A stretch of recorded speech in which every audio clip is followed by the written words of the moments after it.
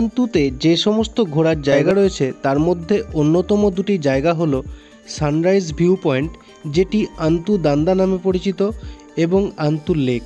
তো এই যে পাহাড়টি দেখা যাচ্ছে, এই পাহাড়ের ওপরের যে দূরের টাওয়ারটি দেখা যাচ্ছে, সেখানেই রয়েছে আন্তু দান্দা বা সানরাইজ ভিউ পয়েন্ট। আজ আমরা ভোর 4:30টায় উঠে ট্রেক করে যাব ওই পাহাড়ের চূড়াতে। তো আপনারা ভ্লগটি উপভোগ করুন।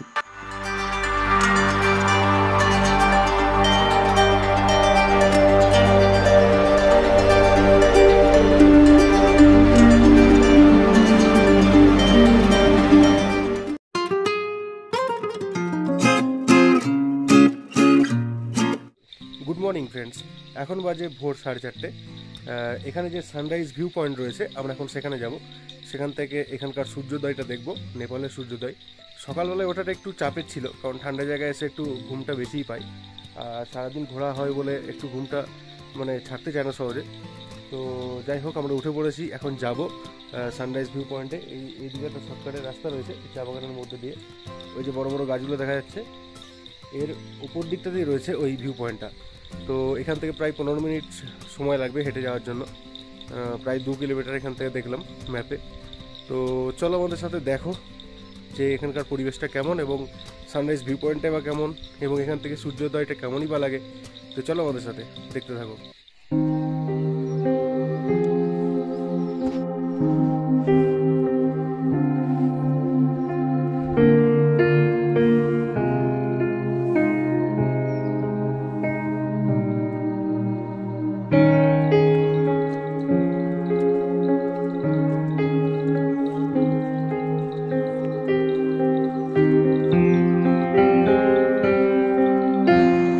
পাহাড়ের অন্ধকার জঙ্গলের পাথুরে রাস্তা বেয়ে এগিয়ে চলেছি ওপরের দিকে। কেমন যেন একটা অন্ধকার পরিবেশ, দেখে যেন হলিউড মুভির কোনো ভুতুরে লোকেশনের কথা মনে পড়ে যায়। কেমন যেন একটা গা ছমছমো করে।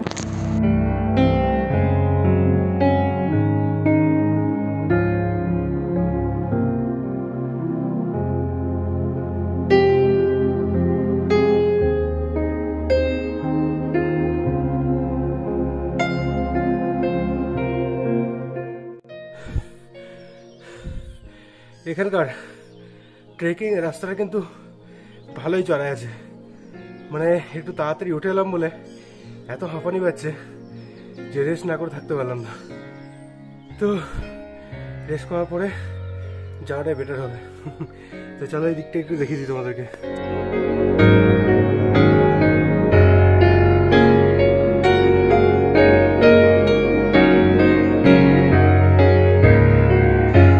পথে চলতে চলতে চোখে পড়লো একটি পাহাড়ি সাপ। হয়তো কোনো গাড়ি এটাকে পিষে দিয়ে গেছে। আজ বন্যপ্রাণ সংকটের মধ্যে রয়েছে, কিন্তু এটি বেঁচে থাকলে আমাদের প্রাণও সংকটের মধ্যে চলে যেত।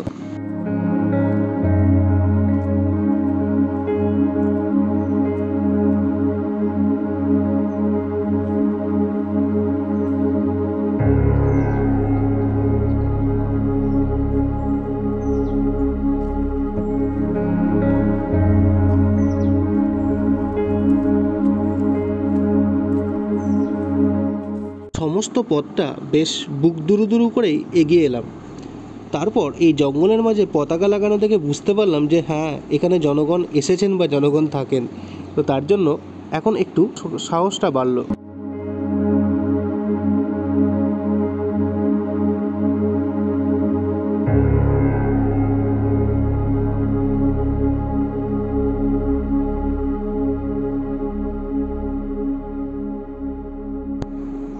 অবশেষে প্রায় 40 মিনিট পর আমরা পৌঁছলাম শ্রীঅন্তুর ভিউ পয়েন্টের গেটের কাছে। এখানে টিকিট ঘর দেখতে পাওয়া যাচ্ছে। এখানকার টিকিট মূল্য 50 টাকা মাত্র, যেটি নেপালি রুপিসে। পুরো জঙ্গলটা যেমন মেঘে ঢাকা ছিল, ঠিক তেমনি এখানেও সব জায়গাতেই মেঘে পরিপূর্ণ, যার জন্য পরিবেশ স্পষ্ট দেখা যাচ্ছে না, এবং ভিডিওর কোয়ালিটিও হয়তো খুব একটা ভালো হবে না।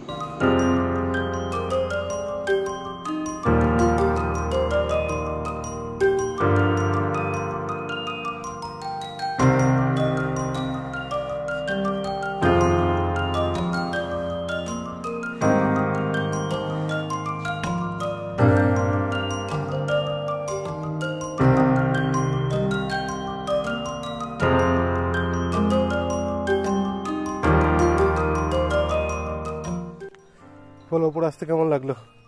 অবস্থা খারাপ হয়ে গেল। কি খারাপ হলো? অনেকটা রাস্তা, কতটা উপরে উঠলাম। গাড়ি আরামসে এসে যেত, বাট গাড়ি এলো না, দিয়ে আমাদেরকে হেঁটে আসতে হলো। গাড়িওয়ালাকে বলা হয়েছিল সকালে। পাইন ফরেস্টের ভেতর দিয়ে এলাম, বেশ ভূতের জায়গা মনে হচ্ছে না? হ্যাঁ, একটু হন্টেড প্লেস ছিল।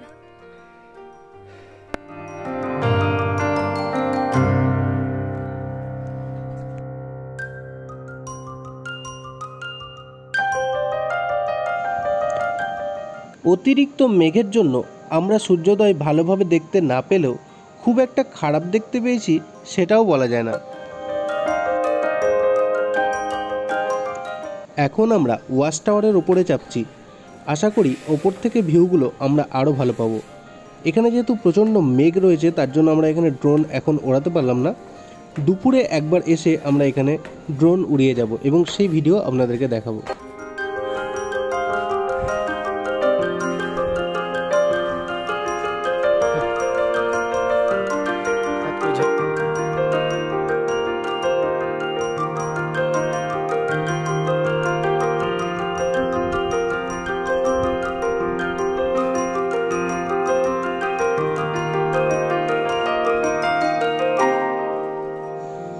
আমরা যতটা এক্সপেক্ট করেছিলাম তার চেয়ে ওপর থেকে ভিউ কিন্তু অনেকটাই সুন্দর।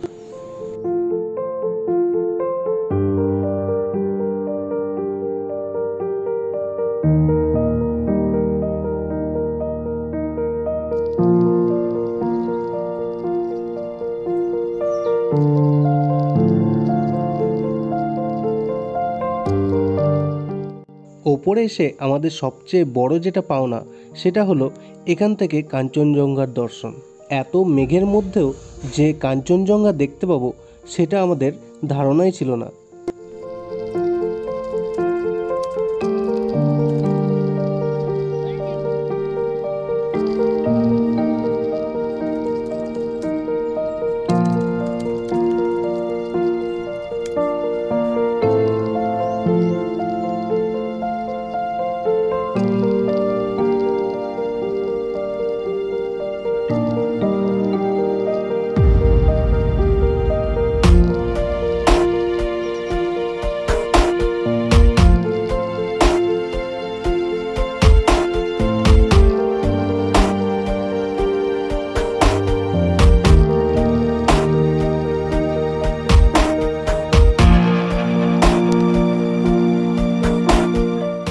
আন্তু দান্দা থেকে বেরিয়ে আপনারা একটিই মাত্র দোকান দেখতে পাবেন।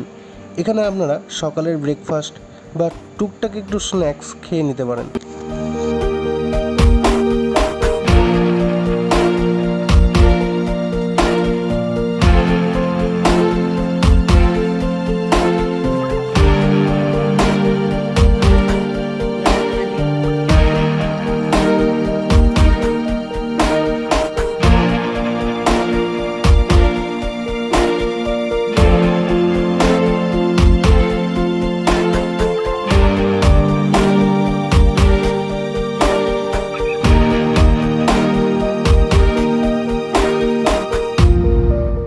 আমরা রিসর্টে আসার পর থেকেই পাইন গাছগুলোকে দেখে ভীষণ লোভ লাগছিল।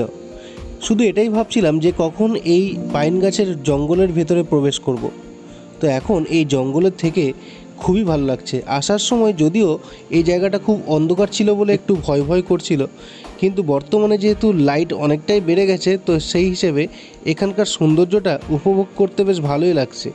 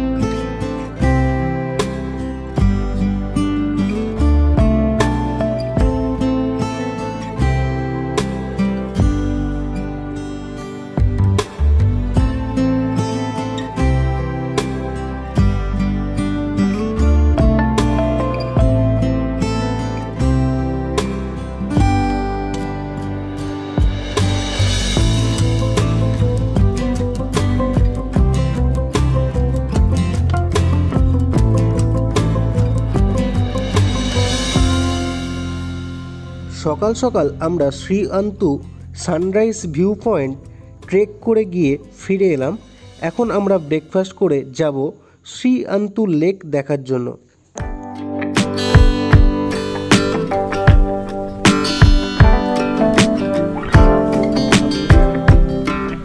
এই হলো শ্রী আন্তু লেক, যে লেকের চারিপাশে রয়েছে একটি ছোট্ট রাস্তা এবং রাস্তার পরেই রয়েছে ছোট ছোট ঢিবির মতো চা বাগান, এবং সেই ঢিবির মতো চা বাগানের ওপরেই রয়েছে বিভিন্ন রিসর্ট। কমপক্ষে এখানে 50টির ওপর রিসর্ট রয়েছে।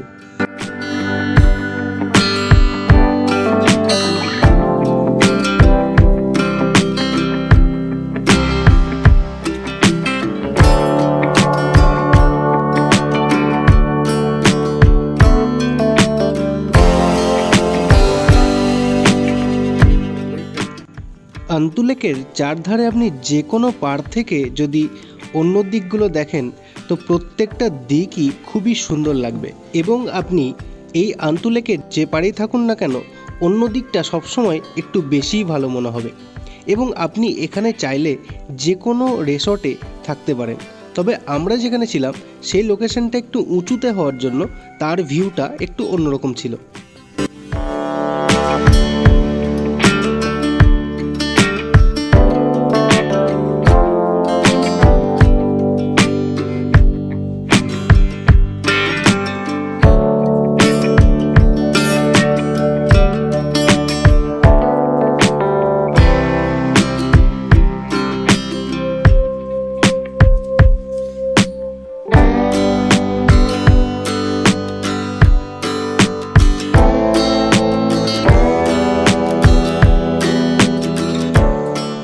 আন্তু লেকের ধারে যে রাজহাঁসগুলো দেখতে পাওয়া যায়, এরা সবসময় কেন জানি না মুখটা বেঁকিয়েই থাকে। হয়তো ইন্ডিয়ান বলে আমাদেরকে অপছন্দ করে, জানি না তাদের কি অভিমান আমাদের ওপর। তো যাই হোক, শ্রীয়ান্তুর কিছু ড্রোন শট আপনাদেরকে এখন দেখিয়ে দিই।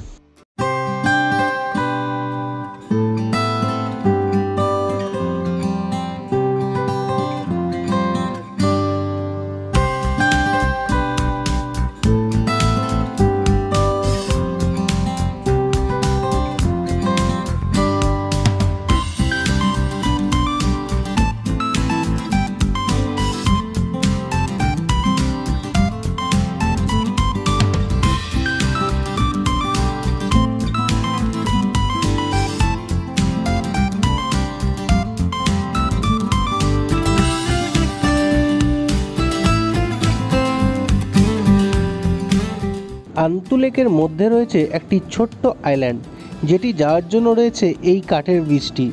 আমরা এখন সেই আইল্যান্ডে যাচ্ছি।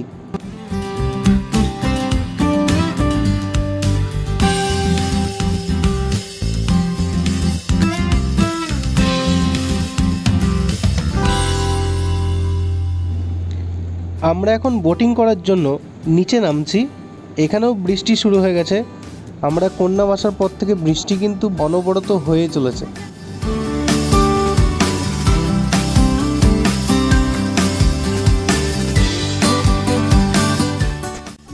তো আমরা এখন শ্রীয়ান্তুতে রয়েছি। এখানে আন্তু পোখারি বলে যে লেকটা রয়েছে, তার চারিপাশে অনেক রিসর্ট দেখতে পাবে, আর এখানে পাইন গাছের জঙ্গলও রয়েছে, একদিকে চা বাগান রয়েছে। জায়গাটা খুবই সুন্দর। এবং তারপর এখানে পোখরির লেকে বোটিং হচ্ছে। আমরা এখন বোটিং করব। চলো, আমরা এখন বোটের মধ্যে চেপে গেছি।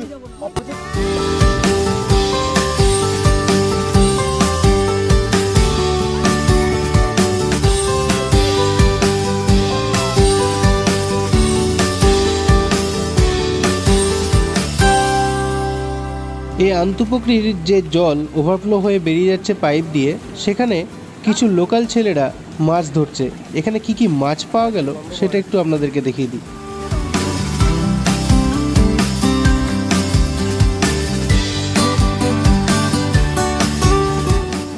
আজকের মতো ব্লগ আমরা এখানেই শেষ করলাম। দেখা হচ্ছে আপনাদের সাথে পরের ব্লগে। Tata, bye, see you.